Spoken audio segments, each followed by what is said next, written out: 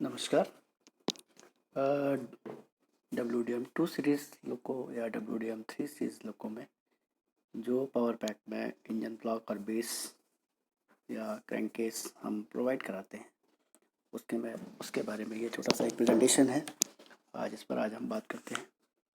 तो जैसा कि आपको पहले ही बताया जा चुका है, WDM2 series and WDM3 series के जितने भी डीजल लोको हैं उनमें हमारा जो डीजल इंजन होता है वो 4 स्ट्रोक डीजल इंजन होता है।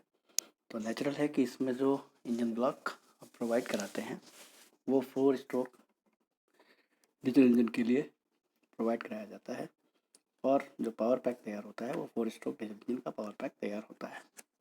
ठीक है,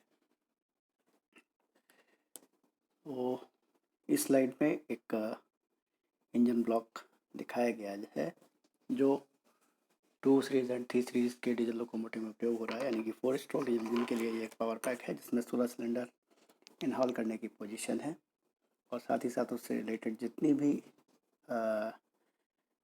असेंबलीज हैं उनको लगाने के लिए ये स्थान प्रोवाइड करता है। इस इंजन ब्लॉक में 2 एंड होते हैं, एक पावर टेक ऑफ एंड और एक फ्री एंड, क्योंकि जिस समय हम पावर पैक बनाते हैं इंजन ब्लॉक के साथ तो इंजन ब्लॉक का निचला हिस्सा हम क्रैंकेस से जोड़ते हैं, जो आगे आपको दिखाया जाएगा, और पावर टेक ऑफ एंड जो कि यहाँ पे रेड कलर से स्पाइन पोर्शन दिखाया जा रहा है एरो के द्वारा, वो पावर टेक ऑफ एंड है जहाँ पे हम ट्रैक्शन जनरेटर या ट्रैक्शन अल्टरनेटर को माउंट करते हैं और कपल करते हैं क्रैंक शाफ्ट के साथ। इसी के साथ जो आपकी ये एक कैविटी है, जो लंबी सी कैविटी पतली सी है, इसमें हम कैम गियर फिट करते हैं और ये जो होल दिखाई दे रहा है इसके थ्रू जो है कैम शाफ्ट इस साइड से उस एंड तक लगी हुई होती है। ठीक है, फिलहाल जो भी पावर पैक के लिए इंजन ब्लॉक तैयार किए जाते हैं वो माइक्रो एलॉय स्टील से तैयार किए जाते हैं और उनकी मोटाई near about 75 mm plate thickness होती है और जो इसमें नीचे सैडल पोर्शन यूज़ किया जाता है वो हमेशा फोर्ज कंडीशन में होता है। वो सैडल पोर्शन में ही क्रैंक शाफ्ट की बेरिंग लगाई जाती है और क्रैंक शाफ्ट बेरिंग और क्रैंक शाफ्ट को पकड़ने के लिए मेन बेरिंग कैप के साथ सहायता से क्रैंक शाफ्ट को सपोर्ट किया जाता है। नाउ ये एक WDM2 और 3 सीरीज़ का एक पावर पैक है जिसमें कुछ पार्टों के बारे में बताया गया है, इस पर भी बात करेंगे। पिछली वाली स्लाइड में हमने आपको दिखाया था कि वो एक पावर टेक ऑफ एंड था, जबकि यहाँ पर जो है इस स्लाइड में आपको फ्री एंड सबसे पहले दिखाई दे रहा है। तो सबसे पहले हम फ्री एंड की ही बात कर लेते हैं। फ्री एंड में अगर नीचे से देखें तो ये हमारा लूब ऑयल पंप है जो दिखाई दे रहा है। एक्चुअली ये लूब ऑयल पंप जो है, लूब ऑयल का मतलब होता है लुब्रिकेटिंग ऑयल, और ये पूरे इंजन में फोर्स लुब्रिकेटर सिस्टम के लिए लूब ऑयल प्रेशर को प्रोवाइड करता है, पहली चीज़। दूसरा लगा हुआ है वाटर पंप, और वाटर पंप भी इसमें एक ही होता है जो सेंट्रीफ्यूगल पंप है, जबकि लूब ऑयल पंप हमारा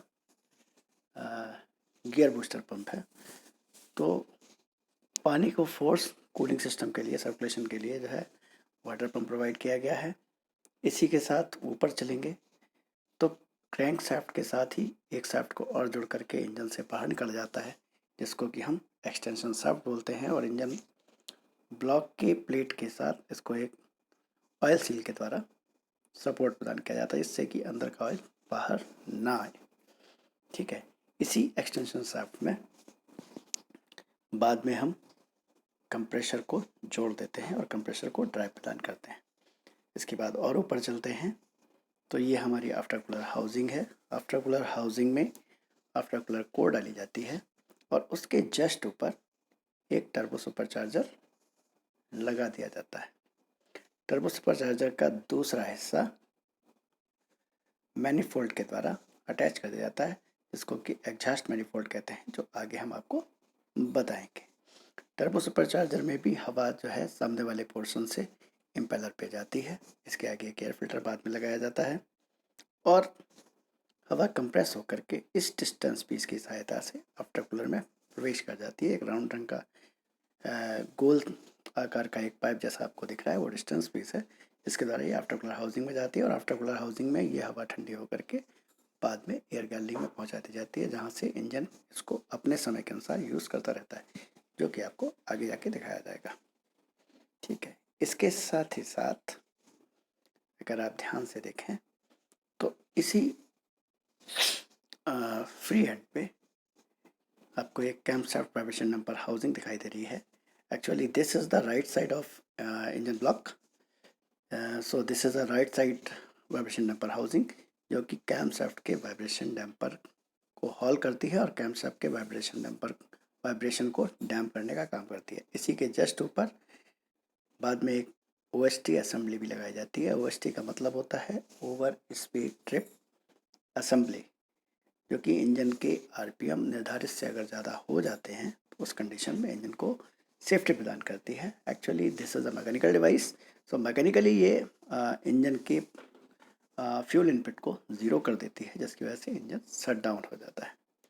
ठीक है, इसके बाद अब हम आते हैं सम्प के ऊपर या क्रैंक केस के ऊपर। तो ये जो नीचे की पोर्शन दिखाई दे रहा है, जहाँ पे आपको लूब ऑयल फिलिंग पाइप भी लगा हुआ दिख रहा है, ये एक्चुअली नीचे का पोर्शन क्रैंक केस या इंजन सम्प कहलाता है, जिसमें कि 910 लीटर से लेके 1150 लीटर मॉडिफाइड कंडीशन में तेल भरा रहता है। तेल भरने के लिए ये आपका lube oil filling pipe with cap लगा होता है, जहाँ से हम तेल भर सकते हैं। इस लूब ऑयल सम्प के अंदर 3-4 चीज़ें हैं। अगर आप फ्री एंड पे देखें तो सबसे नीचे राइट कॉर्नर में एक ओपनिंग दिखाई दे रही है, होल दिखाई दे रहा है। ठीक है, सॉरी, लेफ्ट कॉर्नर में एक होल दिखाई दे रहा है। ये आपका जो है लूब ऑयल हेडर है, मेन लूब ऑयल हेडर है, जबकि इसके साथ ही साथ लूब ऑयल पंप को सक्शन के लिए एक पाइप 4 या 5 नंबर तक जाता है, जिसको कि सक्शन पाइप कहते हैं, ये रहता है। साथ ही साथ लूब ऑयल सम्प में ऊपर के पोर्शन में एक जाली लगा दी जाती है, जैसे कि अगर पावर पैक का कोई भी सामान टूट के नीचे गिरे तो वो सीधे सम्प के अंदर ना जा करके जाली पर ही रुका रहे और बाद में निकाल लिया जाए, जिससे ये भी पकड़ में आ जाए कि कोई सामान छोटा मोटा टूट के अगर गिरा है तो उसके रीजन्स क्या हैं, जिनको उठा के उसको कवर अप किया जाए। साथ ही साथ लूब ऑयल सम्प या क्रैंक केस में 9 मैन बीरिंग लगे होते हैं और उसी से मेन हेडर से 9 एस पाइप भी लगाए जाते हैं, जो अगले वाले सेक्शन में आपको दिखाई देंगे।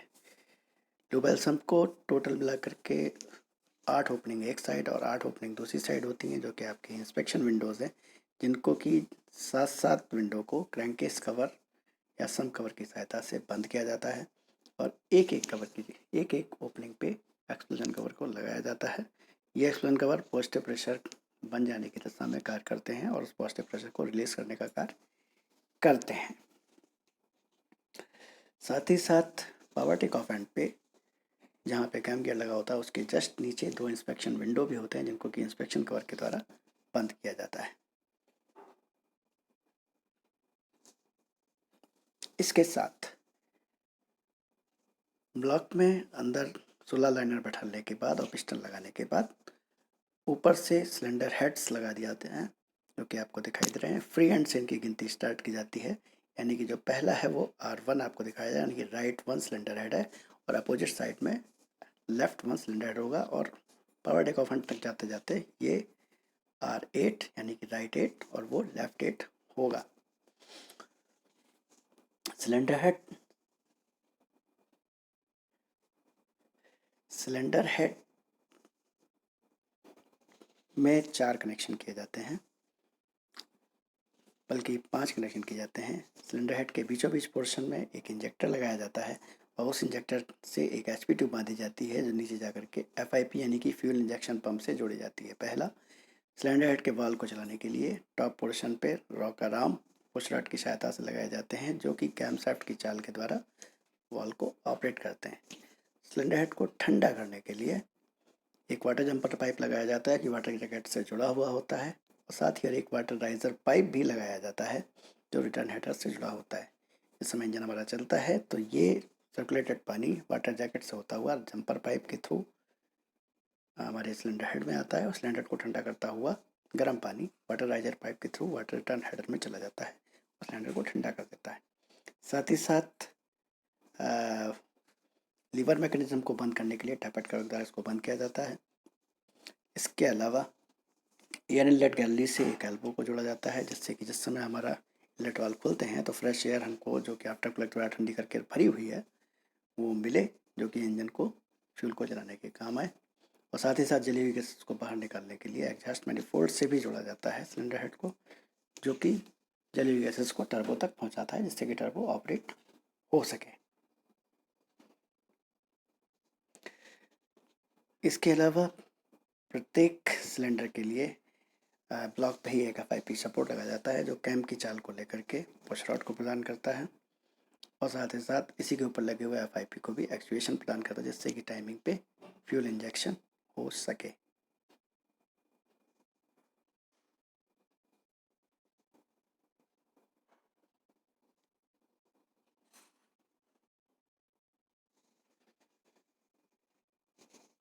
ये हमारा क्रॉस सेक्शनल व्यू है। क्रॉस सेक्शनल व्यू में वही चीज़ें हैं जो पहले बताई गई हैं। देखिए, मेन बेरिंग सबसे नीचे दिखाई दे रही है, मेन बेरिंग कैप। इस तरह की टोटल 9 मेन बेरिंग होती हैं जो सम्प में दिखाई देती हैं, जो कैप द्वारा क्रैंकशैफ्ट को सपोर्ट प्रदान करती हैं, जिनके ऊपर क्रैंकशैफ्ट जिनके सहारे घूमता है।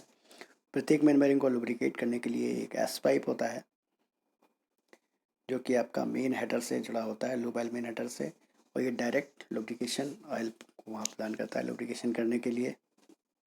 इनको हम एस पाइप बोलते हैं।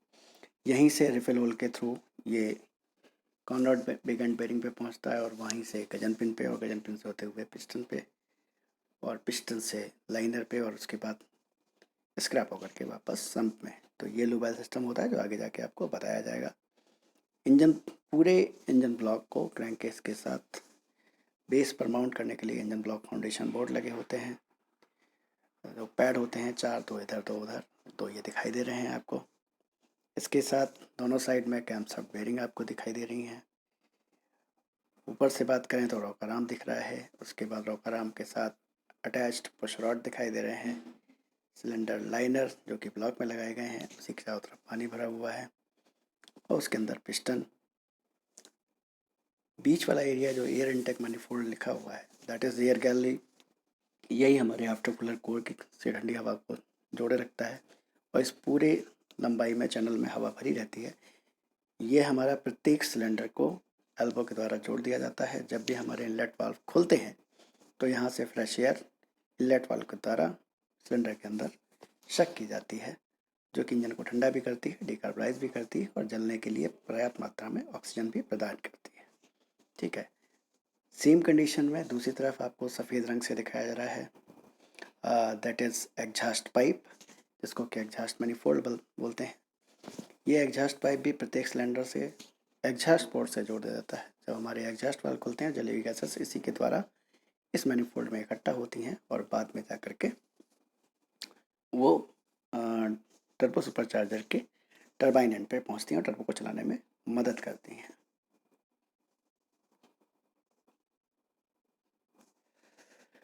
तो इस तरीके से इंजन ब्लॉक के मुख्य पार्ट हमारे दिए हुए हैं, crankshaft, camshaft, cylinder head, cylinder liner, piston, connecting rod, fuel injection pump, fuel pump cross head यानी कि fuel pump support, turbo support, governor और क्रैंकेस एग्जॉस्टर। इसके अलावा साथ ही साथ हमारा इंजन ब्लॉक जो माउंटिंग सदैव प्रोवाइड करता है किन किन के लिए वो भी बताया जाता है, that is turbo supercharger, exhaust manifold, air intake elbow, water elbow, traction generator या अल्टरनेटर और लाइनर सीप इत्यादि।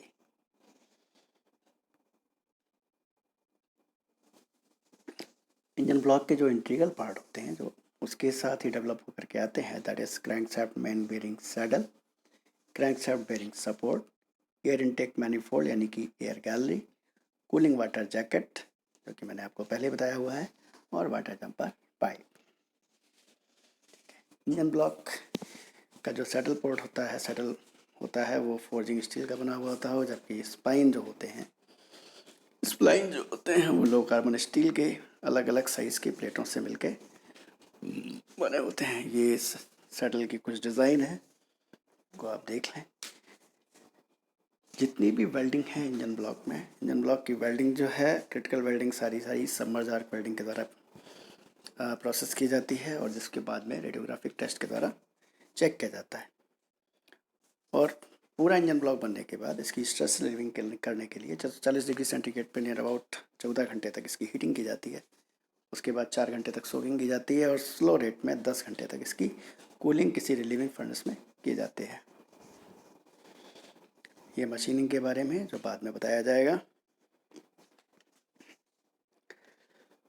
और ये छोटा सा एक प्रेजेंटेशन था जो आपके कुछ काम आएगा।